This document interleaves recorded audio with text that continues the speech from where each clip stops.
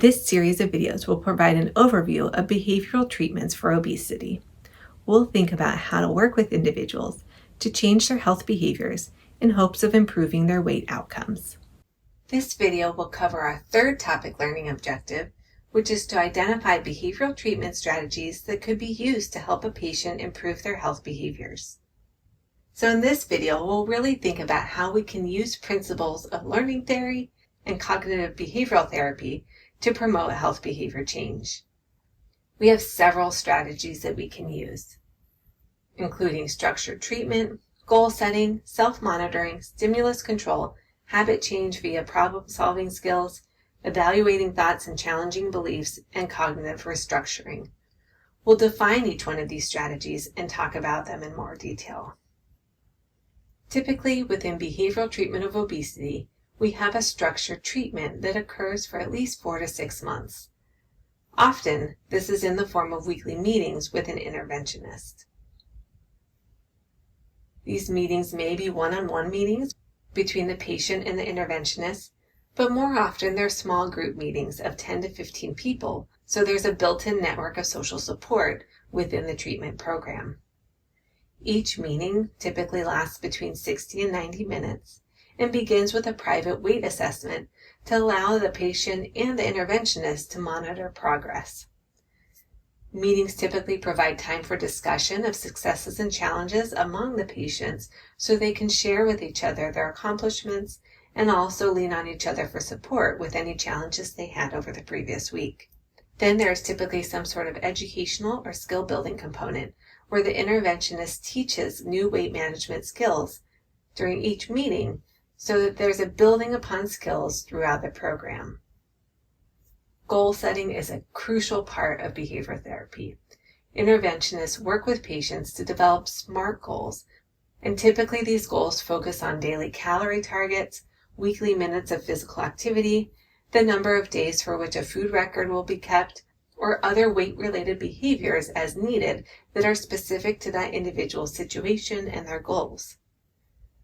These SMART goals give patients a way to track their progress. By having specific, measurable, attainable, realistic, and time-specific goals, patients are able to monitor their behavior and share with each other and their interventionist whether they were successful during the weekly meetings. Therefore, self-monitoring is directly connected to the goal-setting component of behavioral therapy. By systematically recording these target behaviors, the patient gets good data on how they're doing. This can be done through a written diary of food and activity and other behaviors, or through electronic apps that support the patient in their tracking efforts. We have good research showing that there are clear benefits of self-monitoring. It seems like a simple task, but really, in addition to facilitating goal tracking, self-monitoring provides the benefit of providing that patient with immediate feedback about whether they're improving, whether they're maintaining, or whether they're slipping in their behavior change goals or their weight goals. In addition, self-monitoring helps the patient to focus on their target behaviors. By thinking about what they're doing, reflecting on their behaviors, and actually writing down what they're doing or tracking what they're doing in some sort of electronic means, the target behaviors are always in the patient's mind. They're able to focus on those behaviors and focus on their motivation to change those behaviors.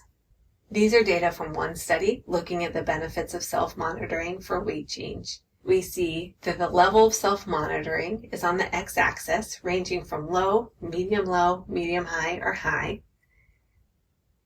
And the average weight change in pounds is on the y-axis, with a greater negative value indicating greater weight loss. We see a clear effect of self-monitoring on promoting greater weight loss. It didn't matter if the program was 12 or 18 weeks. In both cases, we see much greater weight loss for those individuals who adhered to self-monitoring at a high level compared to individuals who engaged in lower levels of self-monitoring. In fact, we saw weight gain for the individuals who did not frequently self-monitor.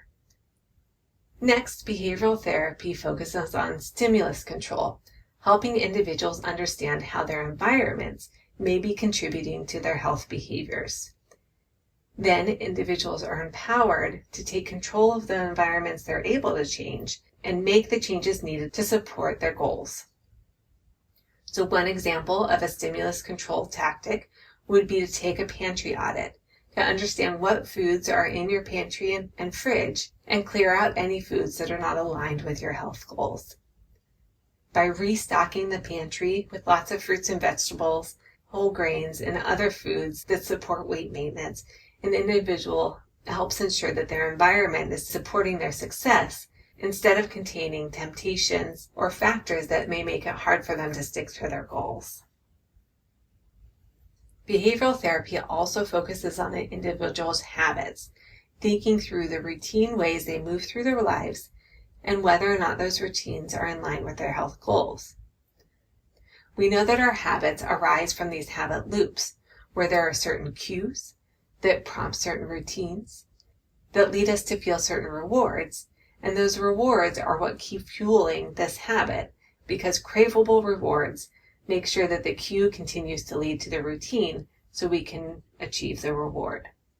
So for example, an individual who realizes that every day at 3:30 they start to crave a cookie from the cafeteria may be in the habit of actually leaving their desk, going to the cafeteria and getting that cookie. And although the cookie itself is rewarding, really they see that the true reward that they want is the social interaction and the break from work that going to the cafeteria gives them. So although this habit has formed of seeing that it's 3:30, going and having a cookie in the cafeteria and getting the reward of both the cookie and the social interaction, through reflection and work towards habit change, this individual could change this habit in a way that they're still harnessing the same cue and still gaining the same reward. But instead of pairing that cue with eating, they're now taking a walk around the office to visit their coworkers. Similarly, we can reflect on our habits as well as our behavior change, and through problem-solving therapy, we can change these habits and these behavior chains. So if an individual recognizes that they have a behavior chain where they feel stressed out about finals, they forget to eat, they run to the store and buy junk foods because they don't have any food in their house, they overeat and feel physical and emotional discomfort from this overeating, and this leads to weight gain during the end of every term, this individual could recognize this behavior chain and use problem-solving therapy to find a way to break this chain and change it to a behavior chain that is more in line with their health goals. So that individual could prepare for the next round of finals in knowing that they're going to be stressed and that they're going to forget to eat. But instead of having an empty house and having to go get food when they're hungry and impulsive, rather they could plan ahead to have healthy snacks in their pantry so that they eat well, feel physical and emotional comfort, and maintain their weight. One of the principles of cognitive behavioral therapy is going through the process of evaluating our thoughts and challenging our beliefs when they're not serving us well. So really, as a practitioner, we want to help the patient see that there are other ways of appraising their situation. There are other viewpoints that they can take that may help them better align their cognitions with their desired behaviors. So we can work with a patient to ask them for evidence for or against the beliefs that they hold. Ask them to think through whether there are any other explanations for the situation they're experiencing. Or ask them for implications. So what? You feel this way, but what does that really mean? And what consequences may that really hold? So here's an example. So let's say we have a student who felt stressed about their final exam, and while they were studying, they overate. They may appraise the situation as a complete failure. I just binged while I was studying for my final exam. I've ruined my diet. I am not cut out to succeed. We can help the student to evaluate their thoughts and challenge their beliefs to hopefully help them develop healthier ways of appraising what happened. We could ask questions like, why does one mistake mean that you ruined your diet? Why do you need to be perfect to succeed in your weight loss efforts? What else could this binge signal? By taking the time to reflect on these questions, we would hopefully help the student come around to some more productive ways of appraising the situation. For example, we could help them see that binging while I study for my final does not mean I ruined my diet. I am still cut out to succeed, and this was just a minor setback. Cognitive restructuring is also a strategy used in cognitive behavioral therapy to help an individual change their cognitive distortions. We know that these are irrational negative thoughts and beliefs that someone has about their situations. We can also use cognitive restructuring to increase positive self-talk so that individuals are treating themselves more kindly and in a way that better promotes motivation and behavior change. There are several steps that we use in cognitive restructuring. We first want to help the individual recognize and get rid of their negative self-talk. We can counter negative thoughts with more realistic positive self-talk. And eventually, with time and practice, we would hope that the patient would start to internalize this positive self-talk and start to believe it. So let's think through a real-world example. Let's say we're working with a patient who confides in us that every time they walk by the pantry, they can't resist stopping to eat more candy. They can't help themselves. They're out of control. This is a pretty dramatic appraisal of what's going on with the candy in the pantry. So we could help this person to realize their cognitive distortions and that there are other ways to appraise a situation. We see some emotional reasoning going on here, and we could help this patient to understand that a craving is just a feeling.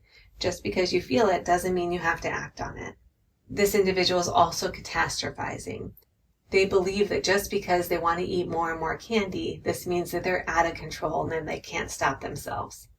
Perhaps we could help them realize that eating a little candy is okay. You can enjoy candy and still meet your weight loss goals. This patient also seems to be appraising this as a sign of their personal failure. We could help them realize the personalization going on here, that they're taking excessive responsibility for their reaction to the candy in their pantry. We could help them realize that many people have trouble resisting candy.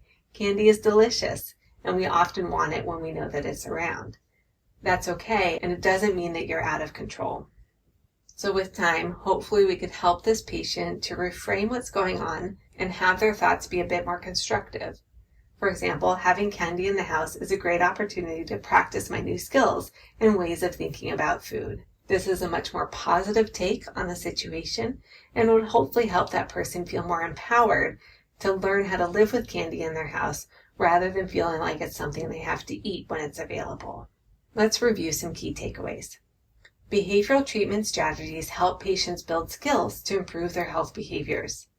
We reviewed a number of evidence-based strategies, including structured treatments, goal setting, self-monitoring, stimulus control, habit change via problem-solving skill building, evaluating thoughts and challenging beliefs, and cognitive restructuring. That's all for this video. Thank you for learning with me.